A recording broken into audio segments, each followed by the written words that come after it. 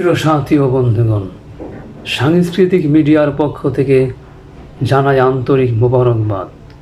আজকে আমাদের আলোচনার বিষয় যুদ্ধ নয়, শান্তি চাই, বিশ্ব মানবতার মুক্তি চাই।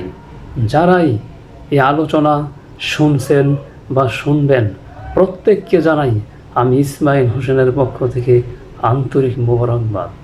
প্রিয় সাথী ও বন্ধুগণ, আপনারা জানেন দক্ষিণ এশিয়ার দুই প্রতিবেশী দেশ ও আঞ্চলিক শক্তি আফগানিস্তান ও পাকিস্তানের মধ্যে গত 22 ফেব্রুয়ারি 2026 থেকে সমসাময়িক যে চলমান লড়াই শুরু হয়েছে, এতে বহু বেসামরিক মানুষ আহত হয়েছে, নিহত হয়েছে, বিশেষ করে অনেক সৈন্য নিহত হয়েছে।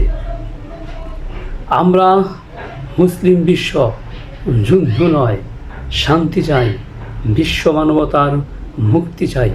এজন্য সবার প্রতি আমার আহ্বান থাকবে, এখন থেকে প্রত্যেক ফরজ নামাজের আগে বা পরে 2 রাকাত করে সালাতুল হাজত নামাজ আদায় করব ও বেশি বেশি ইস্তেগফার ও দুরূদ পাঠ করে আল্লাহ রব্বুল আলামিনের কাছে দোয়া করব, যাতে আল্লাহ রব্বুল আলামিন চলমান 2 দেশের যুদ্ধ থামিয়ে দেন, এখানেই স্থগিত করে দেন, আর সামনে না আগায়, এই যুদ্ধ এখানেই সমাপ্তি ঘটে।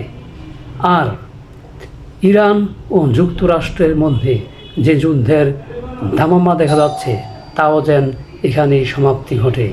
সেই বক্তব্য আলোচনা রেখেই আজকের জন্য এখানেই শেষ করলাম। সঙ্গে থাকুন। আল্লাহ হাফেজ।